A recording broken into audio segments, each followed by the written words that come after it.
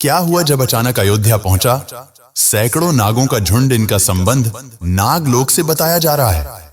आखिर राम मंदिर में प्राण प्रतिष्ठा से पहले अचानक इतने सारे चमत्कार क्यों हो रहे हैं? सबसे पहले गिद्धों का झुंड राम मंदिर के आसपास दिखाई दिया, जिसे जटायु के वंशज कहा जा रहा है। लोग इनकी पूजा कर रहे हैं। इसके बाद कुछ भालू अयोध्या में अचानक से देखे गए, जो कि जामवंत का प्रतीक है। लेकिन अब एक ऐसा चमत्कार देखने को मिल रहा है जो अयोध्या के लोगों के लिए ही खतरा साबित हो रहा है। आज की वीडियो में बहुत बड़े रहस्य से पर्दा उठने वाला है। आखिर राम जी का नागों के साथ क्या संबंध है? आखिर प्राण प्रतिष्ठा से पहले इतने सारे नाग एक के बाद एक अयोध्या में क्यों निकल रहे हैं, वह भी अलग अलग प्रजाति के? लेकिन आगे बढ़ने से पहले अगर आप भी एक सच्चे सनातनी हैं तो इस वीडियो को लाइक करके कमेंट बॉक्स में जय श्री राम जरूर लिखें। 22 जनवरी सोमवार के दिन अयोध्या के नवनिर्मित राम मंदिर में होने जा रही राम लल्ला की प्राण प्रतिष्ठा का सभी देशवासियों को बेसब्री से इंतजार है। राम जी के भव्य स्वागत की तैयारी जोरों शोरों पर है। ये तारीख कोई आम तारीख नहीं है, बल्कि इसके पीछे बहुत ही खास महत्व छिपा हुआ है। आखिर राम मंदिर की प्राण प्रतिष्ठा के लिए 22 जनवरी का समय ही क्यों चुना गया? इसके पीछे का रहस्य जानकर आपके भी होश उड़ जाएंगे। त्रेता युग में प्रभु श्री राम का जन्म अभिजीत मुहूर्त में हुआ था। 22 जनवरी सोमवार के दिन मृग शीर्ष नक्षत्र में अभिजीत मुहूर्त का संयोग बन रहा है। यही कारण है कि इस तिथि को राम लल्ला की प्राण प्रतिष्ठा के लिए चुना गया है।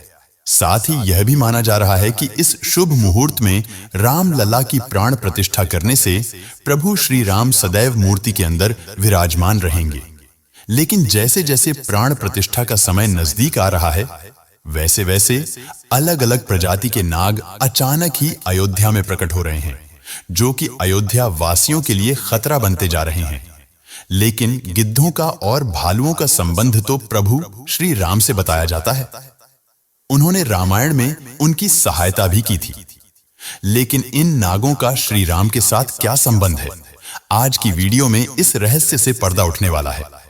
चौंकाने वाली बात यह है कि इनमें 2 प्रजाति के नाग अलग अलग क्षेत्र में बार बार निकल रहे हैं, जिनका संबंध वासुकी और तक्षक नाग के साथ जोड़ा जा रहा है। ऐसा कहा जाता है प्रभु श्री राम के भाई लक्ष्मण साक्षात अनंत शेष नाग का रूप है, और वासुकी नाग, तक्षक नाग और शेष नाग तीनों ही आपस में भाई है, जिसमें तक्षक और वासुकी नाग पाताल में निवास करते हैं और शेष नाग बैकुंठ में भगवान विष्णु की सेवा करते हैं। तो अंदाजा लगाया जा रहा है कि जब प्रभु श्री राम अपने भाई लक्ष्मण यानी शेष नाग और माता सीता के साथ अयोध्या धाम पहुंच रहे हैं, तो क्या शेषनाग के दोनों भाई पाताल में से उनसे मिलने के लिए बार बार प्रकट हो रहे हैं? दोस्तों, यह रहस्य बहुत बड़ा है, क्योंकि अयोध्या के क्षेत्र से जब एक सांप को पकड़कर सुरक्षित इलाके में छोड़ा जाता है, तो वही सांप पुनः राम मंदिर परिसर में भी देखा जाता है, जिससे कई बार मजदूरों को भी काम करने में भय महसूस होता है। लेकिन जय श्री राम का नाम उन्हें हिम्मत देता है। लेकिन दोस्तों, प्रभु श्री राम का नाग लोक के वीडियो के साथ क्या संबंध है? वह सच्चाई जानकर आपके पैरों तले जमीन खिसक जाएगी, क्योंकि पूरे घटनाक्रम को मल्टीवर्स के साथ जोड़कर देखा जा रहा है, जिसे हिंदी में सृष्टि चक्र कहते हैं। मल्टीवर्स की सच्चाई जानकर आपके भी रोंगटे खड़े हो जाएंगे। जिस संसार में हम रहते हैं, वह सृष्टि व विनाश के चक्र से गुजरती है। इस संसार के प्रत्येक सृष्टि चक्र को एक कल्प कहा जाता है। हर कल्प के 4 युग या 4 भाग होते हैं। दूसरे भाग या त्रेता युग में राम अयोध्या में जन्म लेते हैं और रामायण करके फिर से बैकुंठ लौट जाते हैं। यानी कि अगर आप इस पृथ्वी पर अपना जीवन यापन कर रहे हैं, आप जो घटनाक्रम कर रहे हैं वही बराबर घटनाएं किसी और यूनिवर्स या कल्प में आपके ही रूप के साथ पुनः होने वाली है या फिर हो चुकी है। आगे मल्टीवर्स की सच्चाई को साबित करने के लिए एक ऐसी पौराणिक घटना आपको बताएंगे, जिसे जानने के बाद आपको भी मल्टीवर्स की सच्चाई पर यकीन होने लगेगा। इस दुनिया में केवल 3 विद्वानों को मल्टीवर्स को देखने की और उनमें जीने की, टाइम ट्रेवल करने की इजाजत दी गई है, जिसमें पहले है वासुकी नाग, दूसरे हैं तक्षक नाग और तीसरे हैं काकभुशुंडी देव। तक्षक नाग, वासुकी नाग के बारे में हम आपको बता चुके हैं, लेकिन सवाल उठता है, आखिर काकभुशुंडी कौन है और आखिरी इन्हें प्रभु श्री राम ने अमर कैसे बनाया। वेदों और पुराणों के अनुसार काकभूषुंडी ने 11 रामायण और 16 महाभारत देखी है। वह कल्प के अंत तक अपने शाश्वत स्वरूप में जीवित रहेंगे। भगवान राम ने ही काकभूषुंडी को अमर बनाया था। कोय के रूप में अपने एक जन्म के दौरान काकभूषुंडी की मुलाकात बालक राम से हुई। प्रभु खेल रहे थे और उसने उन्हें पकड़ने की कोशिश की। समय आने पर काकभूषुंडी को भगवान के मुख के दर्शन हुए। बालक राम के मुख में आकाश गंगाओं और ब्रह्मांड को देखने के बाद काकभूषुंडी दूर उड़ना बंद कर दिया और उनके पास लौट आए। काकभूषुंडी ने भगवान राम को न पहचानने के लिए क्षमा मांगी। भगवान ने उन्हें दिव्य मुस्कान दी और काकभूषुंडी से उनकी इच्छा पूछी। काकभूषुंडी ने कहा कि वह भगवान राम के प्रति अपनी भक्ति हमेशा हमेशा के लिए करना चाहते हैं। काकभूषुंडी के प्रेम और समर्पण से प्रसन्न होकर भगवान राम ने उन्हें आशीर्वाद दिया कि काल भी काकभूषुंडी को नहीं मार सकता और वह इस कल्प के अंत तक जीवित रहेंगे, जिसके बाद सृष्टि के 27 चक्रों तक जीवित रहे। उन्हें अमरता का वरदान प्राप्त हुआ।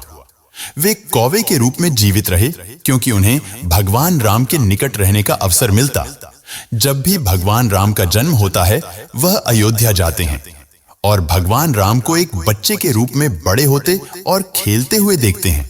यह भी हो सकता है काकभूषुंडी अयोध्या में भी हाल फिलहाल मौजूद हो और राम मंदिर के निर्माण कार्य को अपनी आंखों से देख रहे हो। यानी कि यह तीनों विद्वान अपनी मर्जी से किसी विकल्प यानी यूनिवर्स में जा सकते हैं, टाइम ट्रेवल कर सकते हैं और अयोध्या में अचानक से नागों का पाया जाना, वो भी राम मंदिर प्राण प्रतिष्ठा से पहले, तो इनका संबंध भी वासुकी और तक्षक नाग से लगाना गलत नहीं होगा। इन नागों के दर्शन मात्र से भक्तों का उद्धार हो जाता है।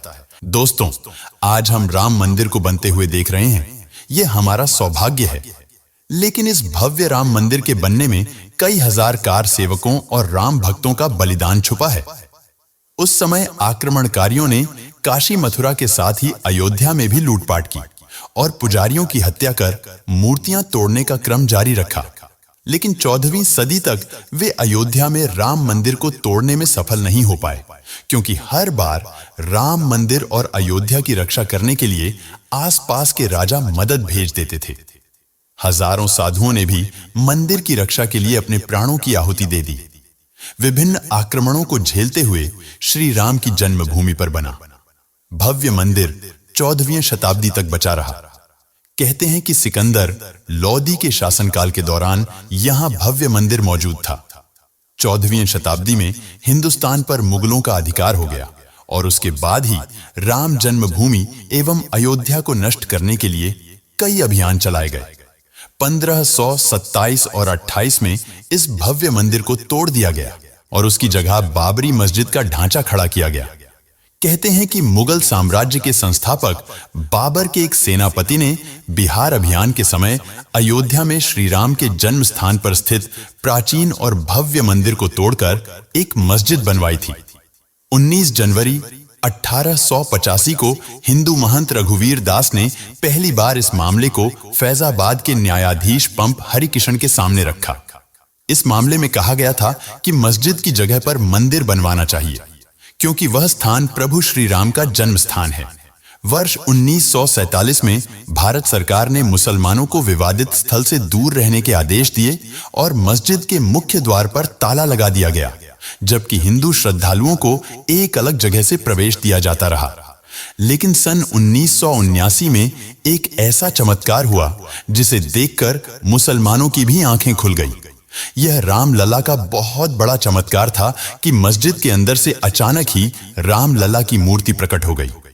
कुछ कट्टरपंथियों का कहना था कि कुछ हिंदू दलों ने रात्रि के समय चुपके से यहां पर मूर्तियां रखी है।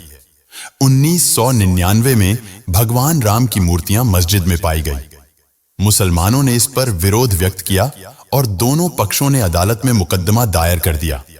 सरकार ने इस स्थल को विवादित घोषित करके ताला लगा दिया। 30 अक्टूबर 1990 को हजारों राम भक्तों ने मुख्यमंत्री मुलायम सिंह यादव द्वारा खड़ी की गई अनेक बाधाओं को पार कर अयोध्या में प्रवेश किया और विवादित ढांचे के ऊपर भगवा ध्वज फहरा दिया। लेकिन 2 नवंबर 1990 को मुलायम सिंह यादव ने कार सेवकों पर गोली चलाने का आदेश दिया, जिसमें सैकड़ों राम भक्तों ने अपने जीवन की आहुतियां दी। सरयू तट राम भक्तों की लाशों से भर गया था। इस सह हत्याकांड के बाद अप्रैल 1991 को उत्तर प्रदेश के तत्कालीन मुख्यमंत्री मुलायम सिंह यादव को इस्तीफा देना पड़ा। उस समय कोठारी बंधुओं के बलिदान की चर्चा खूब रही। दिसंबर 1992 को जब विवादित ढांचा गिराया गया, उस समय राज्य में कल्याण सिंह की सरकार थी। उस दिन सुबह करीब 10:30 पर हजारों लाखों की संख्या में कार सेवक पहुंचने लगे। दोपहर में 12 बजे के करीब कार सेवकों का एक बड़ा जत्था मस्जिद की दीवार पर चढ़ने लगता है। लाखों की भीड़ को संभालना सभी के लिए मुश्किल हो गया। दोपहर के 3:40 पर पहला गुंबद भीड़ ने तोड़ दिया और फिर 5 बजने में जब 5 मिनट का वक्त बाकी था, तब तक पूरे का पूरा विवादित ढांचा जमींदोज हो चुका था। भीड़ ने उसी जगह पूजा अर्चना की और रामशिला की स्थापना कर दी। मुख्यमंत्री कल्याण सिंह का साफ आदेश था कि कार सेवकों पर गोली नहीं चलेगी। इस महान कल्याण सिंह जी को हम शाश्वत प्रणाम करते हैं। दोस्तों, राम मंदिर को बनता हुआ देखना सौभाग्य है, लेकिन जब भी हम इसके पीछे हजारों हिंदुओं का बलिदान देखते हैं तो हमारी आंखें नम हो जाती हैं। इस पूरी वीडियो को देखने के बाद आक्रमणकारियों के लिए आपका क्या विचार है? हमारे महान शहीदों के लिए आपकी श्रद्धांजलि नीचे कमेंट बॉक्स में जरूर दीजिएगा और हमेशा ऐसे सत्य चमत्कारी घटनाएं देखने के लिए हमारे चैनल को सब्सक्राइब करके बेल आइकन को प्रेस कर लें।